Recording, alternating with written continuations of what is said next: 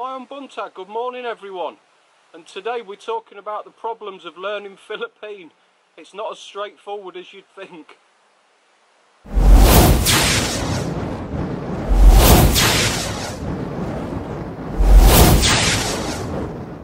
Now, as you may or may not know, the Philippines has got over 7,000 islands, and the main language they speak here, the common language, is called Tagalog. Well, that's fair enough. I mean, if you learn English, you can go anywhere in the English-speaking world and people will understand you. But you come here, and once you're outside mainland Manila, I say you've got over 7,000 other islands, and you won't hear a word of Tagalog spoken on the majority of those islands, even though it's the national language. I had a quick look on the internet, and 26 million people speak Tagalog in the Philippines. The next biggest dialect after that is Bisaya, and that's the one I originally started to learn when I was living in Cebu and Leyte, and that's 21 million people can speak that. It's quite amusing really, because like if you go to Cebu, Leyte, anything like that, you won't hear a word of Tagalog spoken. They all speak their own dialects and they're very proud of them. And actually it's quite surprising how many Filipinos get a bit tongue-tied, a bit tongue-twisted when they actually have to speak Tagalog, the national language, because they're not used to speaking it. As I say, they just speak their own dialects. And it does make me smile, because a lot of foreigners, they're interested in the country, they're interested in getting a Filipino partner or wife, and then they're not interested in learning the dialect. And I find that really strange. I don't know if it's because I'm so nosy or what, but I'm really interested, and I love to learn new languages like this. Because I didn't live in a tourist area or where there's many foreigners, as you've seen from many of my videos, I'm usually in remote places like in Leyte and here in Masbate, and you just look like an idiot. You're sitting there, if you don't know the dialect, all the families are chat all around you in their own dialect, and you sit there like a right lemon because you haven't got a clue what they're talking about. And that's why I decided I had to learn the language, you know. And you don't expect them to speak English to you. You know, they're not in your country, you've come out into their country, so why should they have to speak English all the time? You know, it's you who should make the effort because you're visiting them. So really, from day one, I decided to try and learn as much as I could here. And you'll see in my introductions, it's always Mayan Buntag, Mayan Hapon, Mayan Gabiti, because Cebuano, Bisaya, was the first dialect to learn. And I know I'm living in Masbate now, and I should be saying like Magandang Umaga, Magandang Hapon, Magandang Gabi in Tagalog. But I've just got in that habit so much now of speaking Bisaya that it's just stuck through the channel, and I don't think it's going to change. And it's really funny as well, because all the TV shows, nearly all the films, are all made in Tagalog. All the karaoke songs, all the big hits and that, they're all Tagalog. So everybody in the Philippines, they'll watch TV, like in Cebu, they'll be watching TV in Tagalog in one dialect, but talking to each other in Bisaya in another dialect. It's quite strange. Of course, there's a lot of similarities though in the dialects, especially Bisaya and Tagalog. There's quite a few, and there's quite a few words that are exactly the same. A lot of it is like your fruits, for example. You've got manzanas, which are apples, saging, which is banana, piña, which is pineapple, manga, which is mango. Things like that, you know, they're all exactly the same Bisaya Tagalog, and I'm not sure if it's Philippine-wide or what, but them words are the same. You've got baboy for pig, that's the same. Manok, chicken.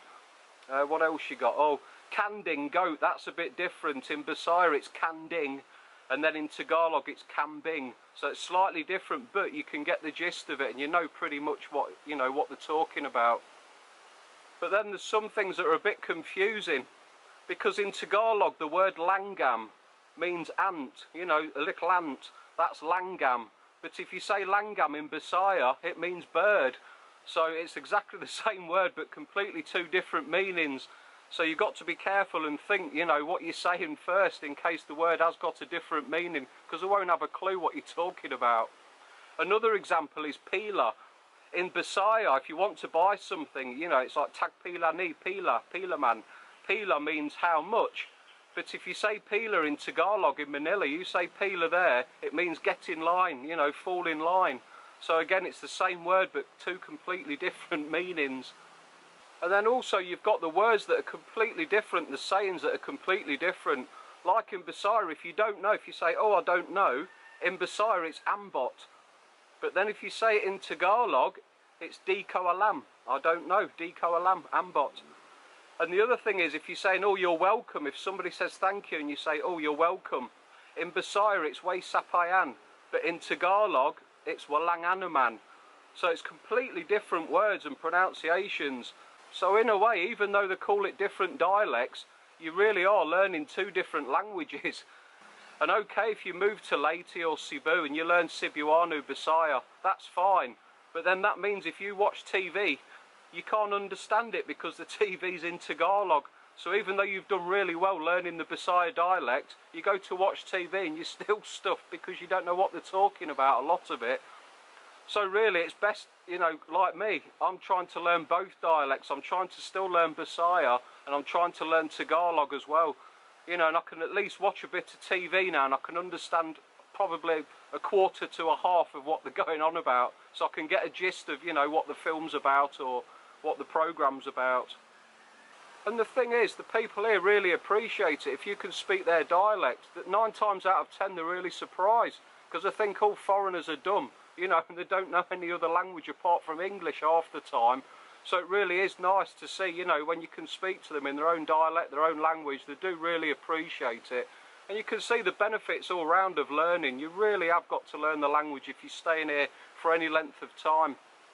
And I've seen situations before, like in Cebu, in the shopping malls, you've got the foreigners who haven't got a clue about any of the language here. And they're asking for something, and because the person doesn't understand, they decide to speak louder, as if that's going to make a difference. You know, shouting's not going to help anything. If they don't understand the word, they don't understand. So if you raise your voice, what difference does that make? Or they'll speak slower, they'll slow it down, as if that's going to make a difference, you know. You don't understand the words, you don't understand. You can speak as slow as you like or as loud as you like. It's going to make no difference whatsoever. Now, after all that bashing about foreigners, all the negativity, I must say on a positive note, just to counteract that there's a lot of vloggers here on YouTube, a lot of the Philippine channels who do actually know a lot of the language here. There's so many, I'm quite impressed. And I don't know if it's because they've been here so long now, but you know, they really have made the effort, and there's so many different YouTubers on here who are quite fluent now in the language, and it's really nice to hear. So yeah, it's not all negative about foreigners, there is some positive things. So really that's about all I've got to say now. I think I've rambled on far too long as usual.